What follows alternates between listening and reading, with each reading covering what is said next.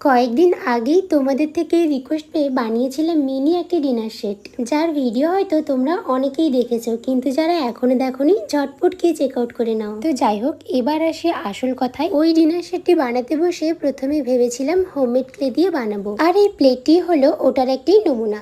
আসলে ডিনার সেটটি বানাতে বসে প্রথমেই আমি এই প্লেটটি বানিয়েছিলাম, আর এটি বানানোর পরে আমার মনে হলো থালা হিসেবে এটি অনেক বেশি ছোট হয়ে গিয়েছে। তাই ভাবলাম এর সাথে যদি একটা কাপ বানিয়ে নিই তাহলে এটা কাপ প্লেট হিসেবে বেশি ভালো মানাবে। আর তারপর পুরো 24 ঘন্টা ওয়েট করে নিয়েছিলাম শুকিয়ে যাওয়ার জন্য। শুকিয়ে যাওয়ার পরে এর উপরে ছোট্ট ছোট্ট কিছু ফুল আর পাতা এঁকে নিচ্ছি। আর এখানে আমি এখন ব্যবহার করছি আউটলাইনার পেন। আর এই কাজটি করতে করতে তোমাদের কয়েকজন ফ্রেন্ডের নাম নিয়ে নিই। হ্যালো রাধিকা, মুনমুন, তুলি, তোমরা কেমন আছো?